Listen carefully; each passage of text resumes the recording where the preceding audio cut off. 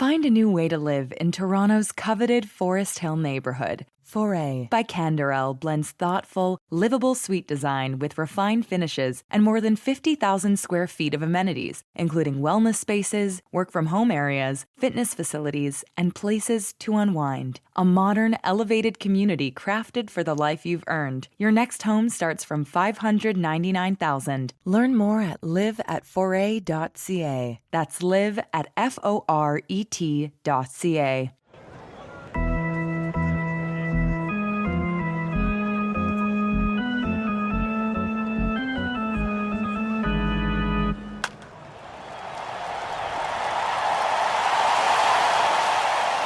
Hey everybody, we're the Menschwarmers. I'm Jamie. I'm here with my co-host Gabe. Gabe, how you doing, buddy? I'm doing good. Enjoying all of the chametz that I could possibly eat. You know, Passover ended. It was a great week last week, but now we're back in the regular dieting of the regular Jewish diet. Sure. We went right from dipping greens twice to two putting on greens at the Masters. Passover ended, and we get right into the pimento cheese.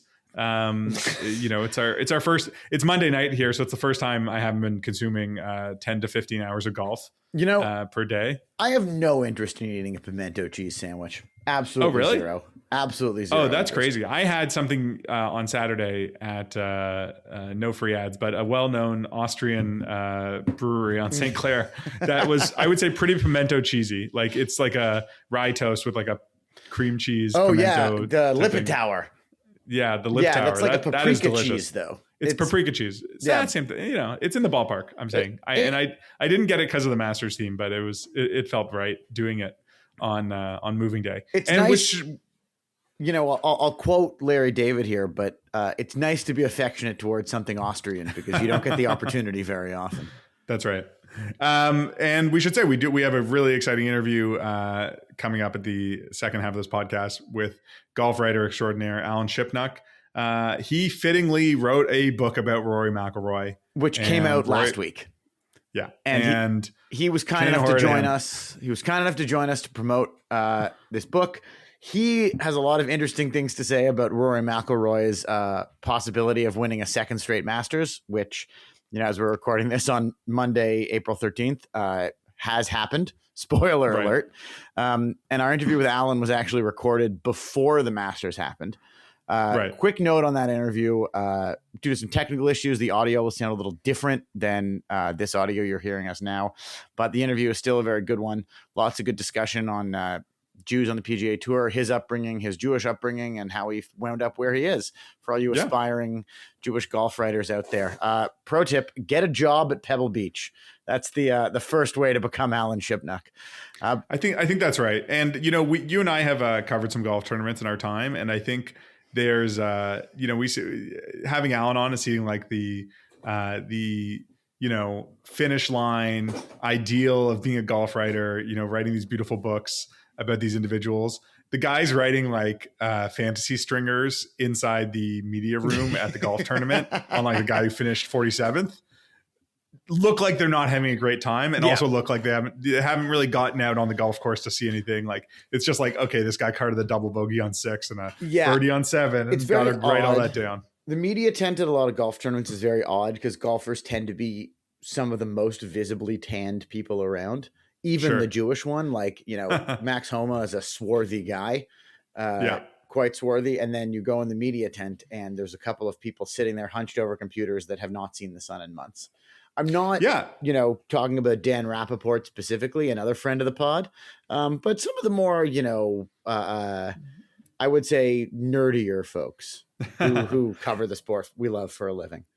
So speaking of Max Homa, we should give him his flowers. He finished tied for 9th. He was 8 under for the tournament. So he'll be back at another Masters. Yeah, which is big because, Max has fallen on hard times the last couple of years. He has not been in the top 120. He's, continuing to play most PGA events. He has some exemptions and he hasn't lost his card, but like it's been several years since he's won, and he didn't make the US Open last year. I don't think he's automatically qualified for the US Open yet this year. He'll have to qualify, like regional qualifier for it.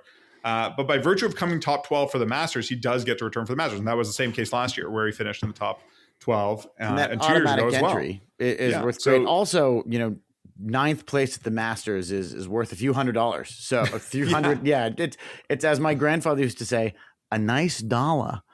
It's not a bad day's work. So Max, I would say, like, he never really featured among the top groups, and like he had I think he was 5 under on Sunday. So like you can see, like he moved up quite a bit on Sunday, but he was just sort of like always, on the right side of par, just sort of plugging away. And again, like I hope that gives him some confidence. It boosts him up 50 spots in the world golf rankings, which is good. And hopefully as we go into the meaty part of the season, we see some more top tens and maybe even some challenging for some wins, because it's been a rough 2026 so far. He had a top 15, I think, at the Cognizant, and everything else has been sort of like struggling to make the cut and not featuring. This has put him in the top 50 of not necessarily the world rankings, but of the FedEx Cup playoffs or the FedEx Cup points. He's now in 50th, which almost guarantees him a card for the next year. Right. He's at now 320 points. It's actually a good question. He's at 320 points. And last year, the points cutoff was, I think, around 500. So he's got about 10, 15 more tournaments in order to, fully get his card to not just be in the Masters, but completely be in it. Which that would be pretty good. Like if he manages to keep that going and play that way, like it's not over, for Max. It absolutely isn't. No. So actually last year, the cutoff was 320 points. So he's right there at the spot where he'll keep his card. It was not necessarily he was in full danger of it, but now it's pretty much known, which is pretty good. Like Max is, he's been through it. And a good result is good news for the Jews, at least the Jews who follow golf, being us. I know he is slated to come to Toronto to play the RBC Canadian Open at Osprey Valley. You're wearing an Oakdale hat right now. If anyone hasn't caught up on the news, Oakdale will not be hosting the Canadian Open this year. I think when it hosted a couple years ago, it was planning on hosting 2026 as well. But I think the members decided not to. Enough. Yeah, the members had enough. My insider reporting suggests the members had enough. That and I think Osprey Valley being the sort of permanent home. We'll see if we can make it up this year. Beginning of June, it might be a little tricky that weekend, but if we want to fight for a parking spot and take the bus up to the tournament, it's so far away. It's so far away. I mean, at least for us. Not like when it was at Oakdale. I parked like. I took the bus one day. I took the bus one day, but I parked near Yorkdale. Oh, you took the public bus. Yeah. I parked near Yorkdale and took like a 5-minute shuttle or whatever. That's fantastic. To Oakdale. It was no big deal. But yeah, taking public transit up to Osprey Valley will be a little trickier. It'll be a little trickier. The other two Jewish golfers of the Masters, Daniel Berger and Max Grazerman, neither of them featured particularly well. Neither made the cut and played the weekend. So, hopefully they can turn it around and have some good results as events progress. This season, lots of golf left. I think this is the time when people start paying attention to golf if they're not absolute sickos like we are. Well, yes. And for Jewish golf fans, it's possible we'll get 5 Jewish golfers at the Canadian Open. Very likely Ben Silverman will be there. Max will likely be there. And it's a qualifying event for the British Open. So those who aren't fully qualified and score well enough can get in. That's David Lipsky, who could absolutely use the major exemption, which he's played the Canadian. He's played the Canadian a few times. He's played the Canadian a couple times, but I don't think he's into the British Open yet. Right. And Max Greiserman probably is, but we're the week before the US Open, so I think he'll probably practice. I think, the Canadian Open its attendance often depends on where the US Open is, or if it's close, if it's in the Northeast, like people will come to Toronto for the week before and stay on tour. But if the year it was in LA, it was not a great turnout.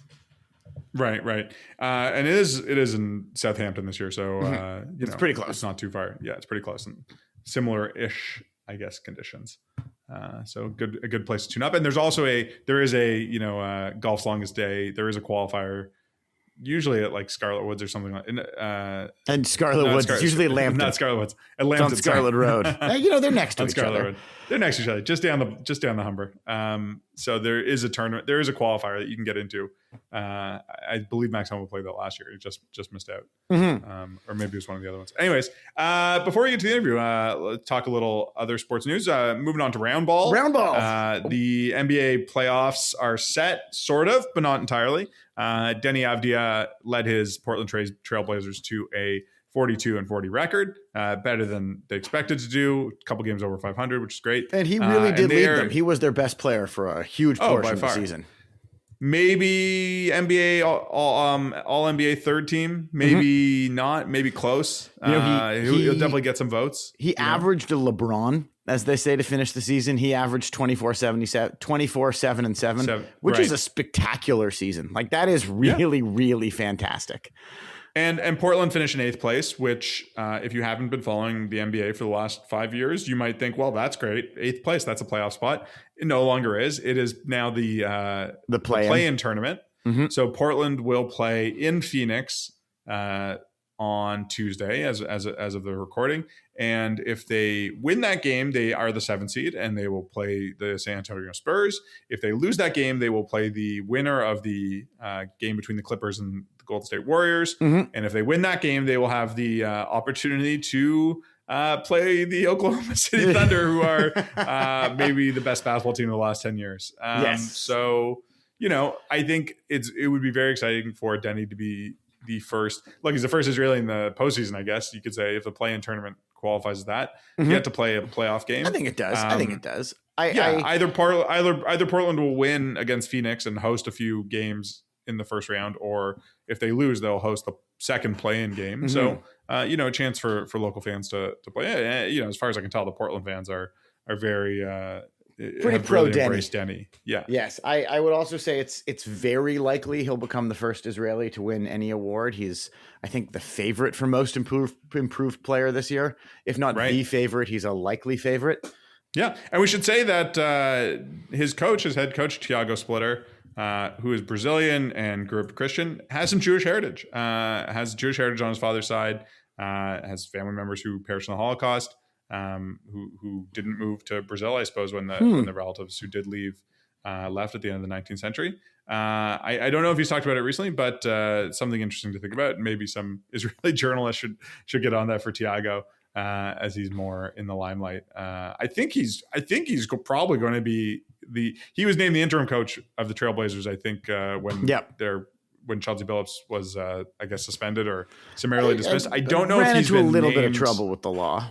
I think I don't know if he's been named their full-time head coach, because that's sort of a big decision. But again, with a surprisingly solid season, I wouldn't be shocked if they retain Thiago's services for the future. So exciting for him as well. Would be interested to hear more about his Jewish heritage or Jewish. That'd be very cool. I had no idea with Judaism. So cheer for Portland. That's my point. Cheer for Portland. Stay up for the games. It's NBA playoff time. It's been a long regular season, but time to get excited. So, before we get into the golf, sticking with round ball, I want to do a quick shout out to our friends at the Jewish Telegraphic Agency, JTA Sport Report, who published a great interview last week with Michigan basketball national champion Harrison Hochberg. Right. There's been a couple of Jewish players in Michigan before. A lot of Jewish hockey players played for Michigan. But he is likely the first. Danny Wolf was a Michigan player too, but he was likely one of the first Jewish national champions to ever play for Michigan. I think he is. Right. Which is extremely cool. And, he's very, very proud to be Jewish and talks about it a lot. In this interview, they talk about his relationship with Danny Wolf. They talk about growing up on the Upper East Side of New York, pretty darn Jewish, working with Zabars. And perhaps my favorite part of it is he talks about in the interview how he talks to other Jewish players and coaches around the league. So, Omar Meyer from Israel plays for Purdue. They've become friends. Bruce Pearl and him, Bruce Pearl says when they first met, or Harrison said when he first met Bruce Pearl, gave him a huge hug and said, we're in this together, brother, which is a great story. I'm very happy that Harrison was able to share this, and thanks to the JTA for publishing it. Yeah, and he did he talked about how he did a NIL deal with Zabar's, which is it's great. Maybe the most Jewish Upper East Side thing you could possibly do. So you'll love to see it. I hope they're paying him in Nova. Yeah, or something, or something some similar. sort of spread. I don't know. So again, this is not an ad, but I was at Zabar's recently and I bought my son a cookie that cost $10. But that's life in New York and the Upper East Side. If you might happen to be listening to this, some sort of family member of Eli, like I get that's what you're doing, but come on. Yeah, if you have to ask, I think at Zabar's, it's probably maybe you need to shop somewhere. Maybe you need to go to the bodega for your sandwich. Pretty exciting stuff. Why don't we go now to our interview with Alan Shipnuck?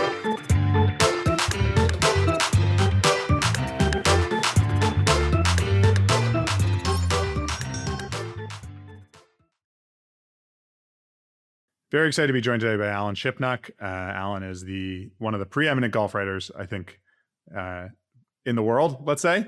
And he has a new book coming out about Rory McIlroy. So let's start there. Alan, when did you decide to write about Rory? Well, I like to say this book is, 18, 19 years in the making. I first saw it at the 2007 Open Championship when he was still an amateur.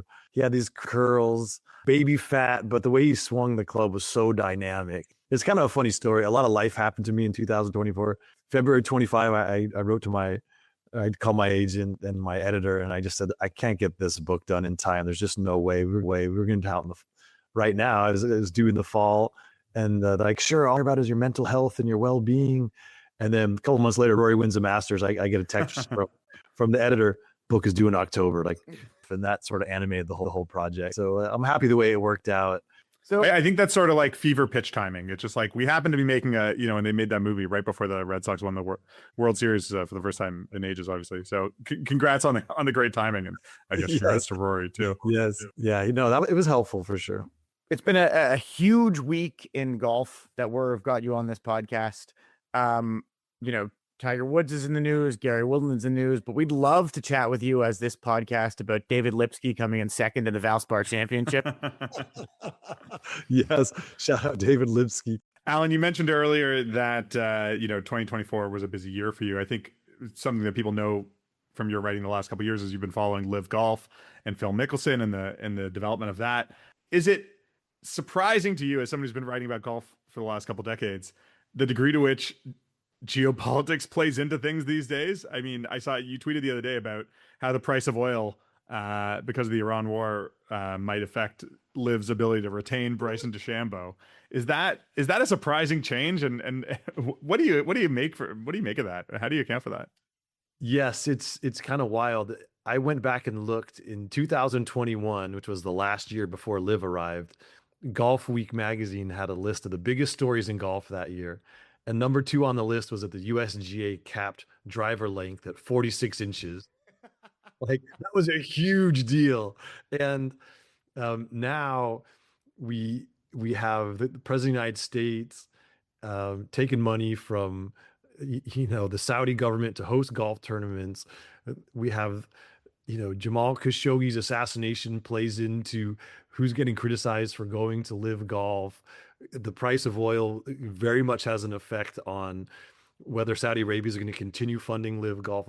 It is wild how much it's changed. Of course, there was hearings on Capitol Hill about Live by Senator Blumenthal. It's been a gift from the content gods.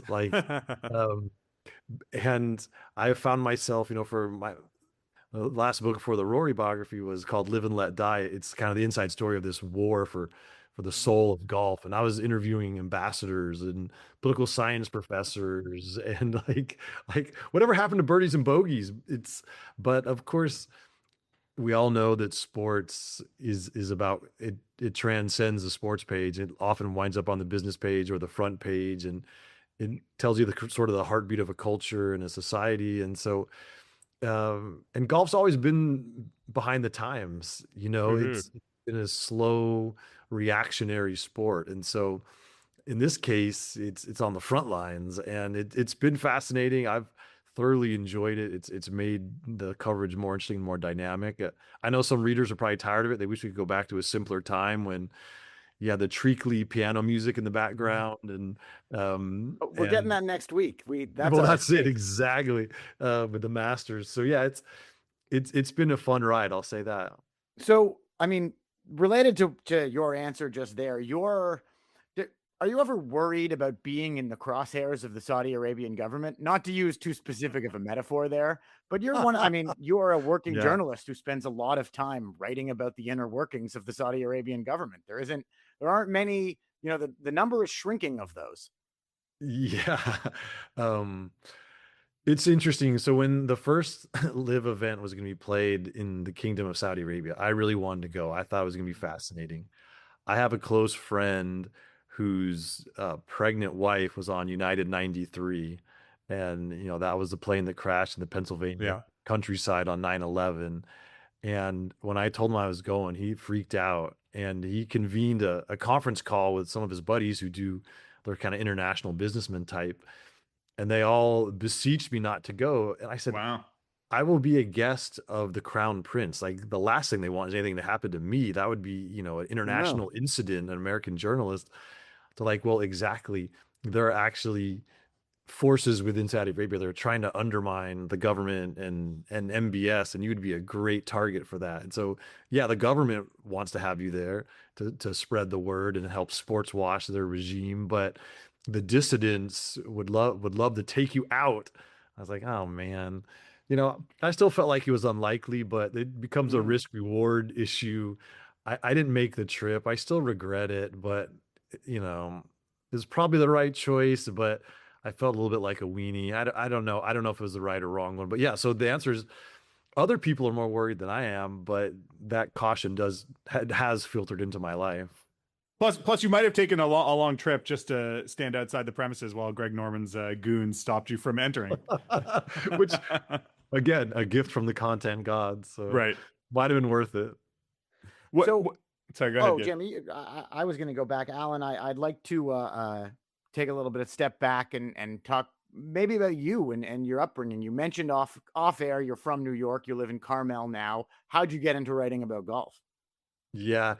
Well, New York was more like a cameo. I spent 5 years there, but born and raised in California. And my summer job, I was a cart boy at Pebble Beach golf links. And wow, must be nice. That's kind of where I learned how to play golf, which is like, losing your virginity to, I don't know, Jennifer Lawrence. Like, it's all downhill from there. And but I started when I was 18. I was already an obsessive reader of Sports Illustrated, had been, half my life at that point. And the managing editor back in those days, had a signed, letter from the editors, a guy named Mark Mulvoy. And I saw him on the tee sheet because I recognized his name. And so I was waiting for him on the first tee. And I said, Mr. Mulvoy, my dream in life is to write for your magazine. Because back then, I think SI was the greatest magazine in the world. And sure. He sort of patted me on the head and sent me on my way. He didn't have any use for me, but he did give me his card. So I went down to UCLA, and every few months I would send him a letter, Dear Mr. Mulvoy, I'm now covering women's rugby for the Daily Bruin.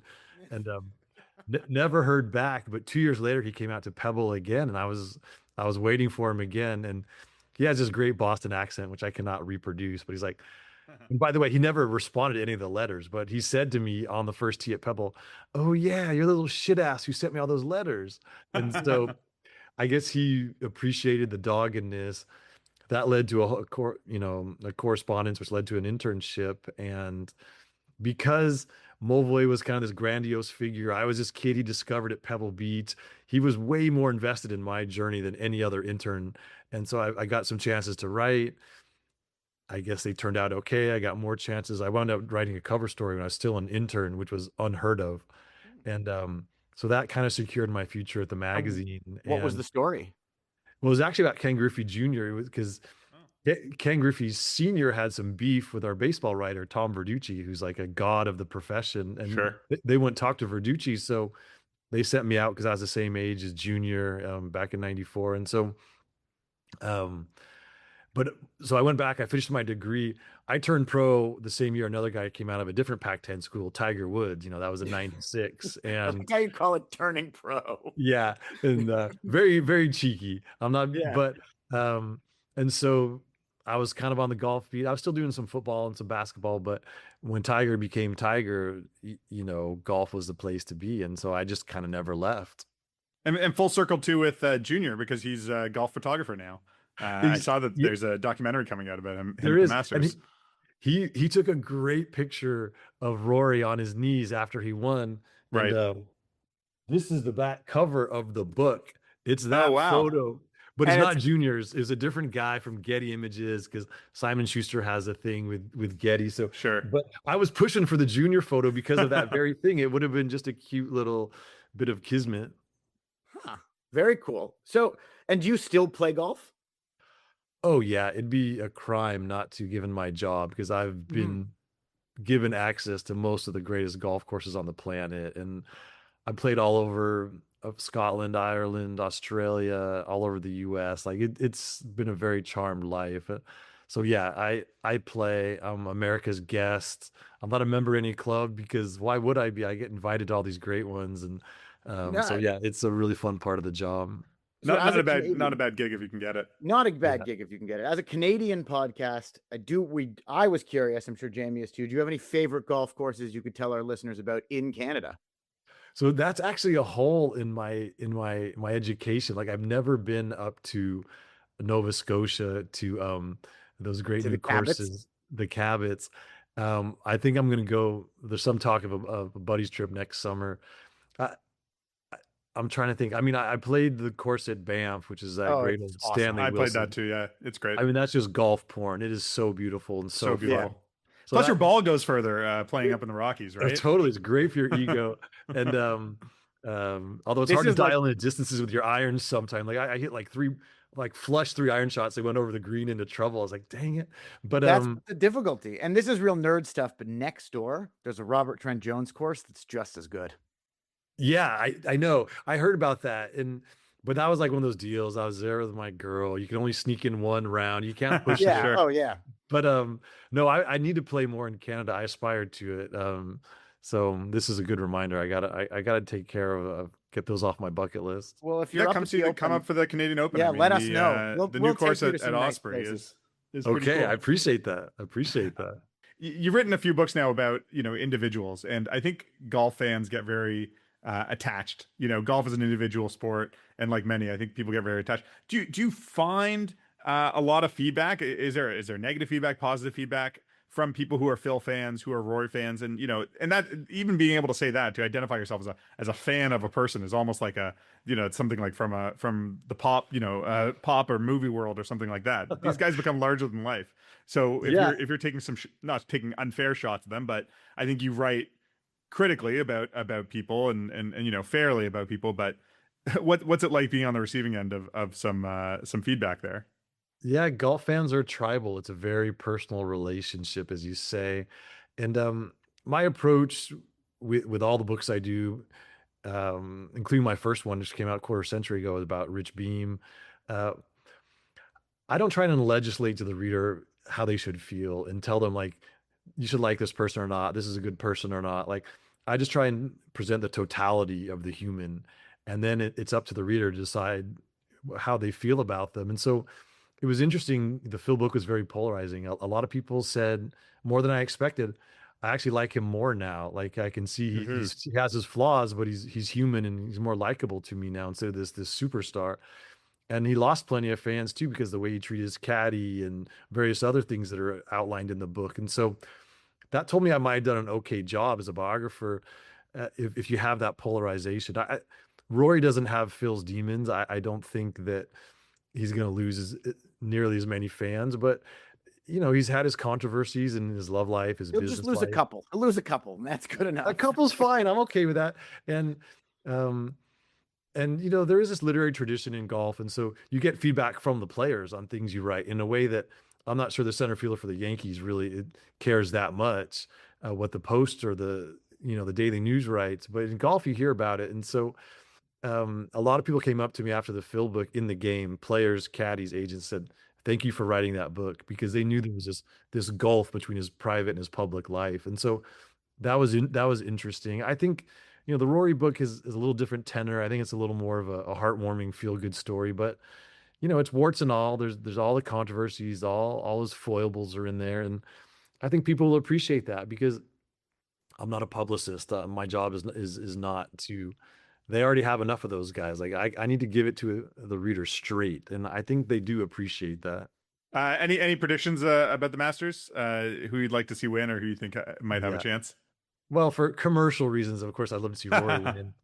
Sure. And I'll say this: he's either going to shoot 63 on Thursday, or he's going to shoot 75. I think he's either going to be flat and not feel the juice, or I think it's going to be the easiest round of golf he's ever played. And he's going to go super deep. So cool.